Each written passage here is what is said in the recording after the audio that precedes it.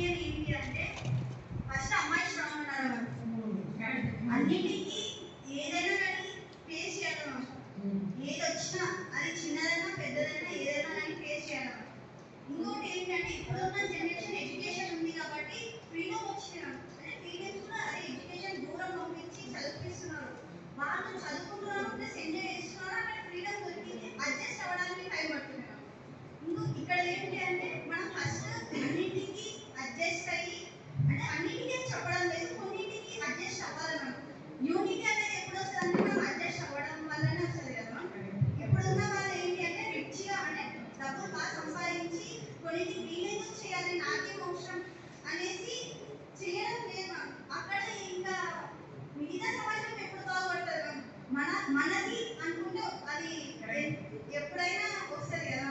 నాది అనుకుంటే అప్పుడు యూనిటీ అనేది అసలు డెవలప్ అనేది కాదు. అడ్జస్ట్మెంట్ కరెక్ట్ అమ్మా, నువ్వు చెప్పింది కరెక్ట్. ఎందుకంటే అడ్జస్ట్మెంట్ ఇప్పుడు చదువుకుంటున్నాము, ఉద్యోగాలు వస్తున్నాయి, మేము మాకు ఎంపవర్మెంట్ వచ్చింది, మాకు ఎవరు అడ్డు ఆపలేదు, మేమే అనేది అది కాదు.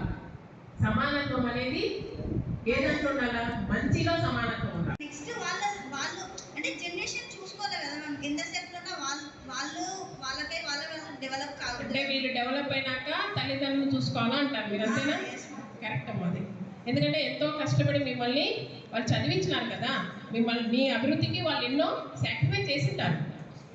కాబట్టి మీరు కూడా అది అంటే మనం ఎక్కడి నుంచి వచ్చినాము అనేది మీరు గుర్తుపెట్టుకోవాలి. గుర్తుపెట్టుకుంటే అప్పుడు డెఫినెట్గా మీకు దాని యొక్క రిజల్ట్ తెలుస్తుంది. మీరు హెల్పింగ్ నేచర్ అనేది మీకు డెవలప్ అవుతుంది. ఈ ఫ్యామిలీ సిస్టమ్ అనేది ఒకటి మా అడ్జస్ట్మెంట్ మెయిన్. ఆ పాప చెప్పింది అడ్జస్ట్మెంట్ అనేది ప్రతి చోట ఉండాలి. ఇప్పుడు మనం ఉద్యోగానికి పోతాం, ఉద్యోగంలో అడ్జస్ట్ కావటంలే. ఉద్యోగంలో మన సుపీరియర్ అథారిటీని మనం నేను అడ్జస్ట్ కావాలంటే మీకు ఉండిస్తారా? ఇంటికి పంపిస్తారు. మళ్ళీ ఇంట్లో ఎందుకు అడ్జస్ట్ కావటం లేదు? వీళ్ళు ఎక్కడికి పంపిరాదు, అంతే కదా.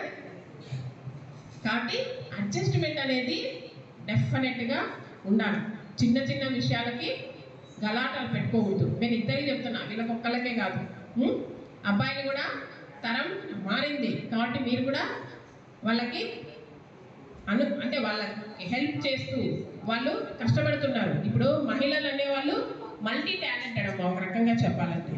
ఎందుకంటే చదువుకుంటారు, ఇంట్లో పనులు చేస్తారు, రేపు పెళ్ళైతే ఇంటిని చూసుకుంటారు, పిల్లల్ని చూసుకుంటారు, వాళ్ళకి విద్యాబుద్ధులు చెప్పాలా, టైము సేవింగ్ ఎట్లా అడ్జస్ట్ చేయాలా అనేది మనకు తెలిసినంత వాళ్ళకి తెలియదు. కాబట్టి అది మనం ఫస్ట్ ఇనిషియల్గా మనము అది వాళ్ళకి నేర్పించాలి. అది తల్లిదండ్రులు పిల్లలకి చెప్పాలా, ఏమి అడ్జస్ట్మెంట్ అనేది కంపల్సరీ. నువ్వు చెప్పినట్లు వాళ్ళు వినాలా అనేది కాదు, వాళ్ళు చెప్పినట్లు వీళ్ళు వినాలా అని కాదు. Both are equal. అన్నీ వాళ్ళు చదువుకుంటున్నారు, వాళ్ళు ఉద్యోగాలు చేస్తున్నారు, వాళ్ళు సంపాదిస్తున్నారు. కానీ అందరూ వాళ్ళకి రెస్పెక్ట్ ఇవ్వాలి, ఇచ్చి వాళ్ళ డెవలప్మెంట్కి మీరు హెల్ప్ చేయాలి అనే తత్వాన్ని వచ్చేయాలి. ఇంట్లో అక్క చెల్లెలు చదువుకుంటున్నారు, అట్లే కదా ఒక ఆడపిల్ల చదువుకుంటుంది. అలాంటి తత్వాన్ని వాళ్ళు ఇంటి నుంచి అది స్టార్ట్ చేయాలి. అడ్జస్ట్మెంట్ అనేది కంపల్సరీ. మనం ఎంత చదువుకున్నా, ఎన్ని ఉద్యోగాలు చేసినా, అంటే నేను తగ్గి ఉండమని కాదు చెప్పేది. అడ్జస్ట్మెంట్ చిన్న చిన్న విషయాలకి మనము అది పెద్దగా చేసుకోకూడదు.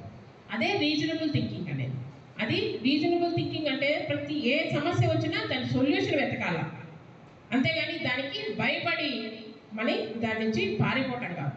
సమస్యకు సొల్యూషన్ అనేది డెఫినెట్గా ఉంటుంది.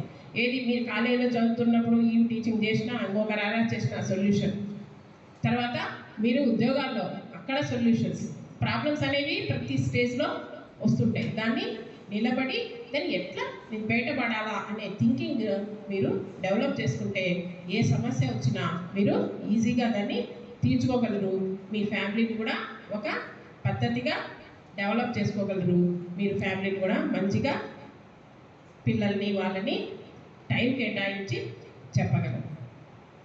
మీరందరూ ఫ్యూచర్లో మంచి టీచర్స్ అయి మంచి విద్యార్థుల్ని డెవలప్ చేయాలని